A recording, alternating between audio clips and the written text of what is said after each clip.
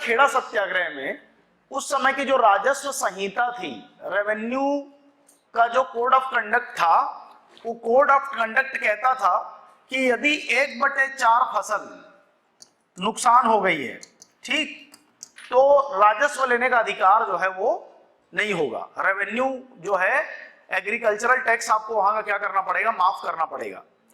भीषण वहां पे नुकसान हुआ, 1/4 से ज्यादा क्या हुआ, नुकसान हुआ। लेकिन जो खेड़ा के क्षेत्र का प्रशासन है, इस प्रशासन ने बोला कि हम पूरा का पूरा क्या वसूलेंगे, टैक्स वसूलेंगे। ठीक, सभी को गांधी जी ने बोला कि किसी को भी टैक्स देने का जरूरत नहीं है, क्योंकि राजस्व संहिता बोलती है, कानून बोलता है कि 1/4 या उससे ज्यादा हुआ है नुकसान तो आपको टैक्स नहीं भरना होगा, तो हमको टैक्स नहीं भरना है। अब उसके ऊपर प्रशासन ने दबाव बनाया किसानों के ऊपर कि हम आपका मवेशी ले जाएंगे, हम आपके ऊपर फाइन ठोकेंगे, सब दुनिया भर का काम हुआ। फिर अल्टीमेटली प्रशासन को यहाँ पे भी पीछे हटना पड़ा।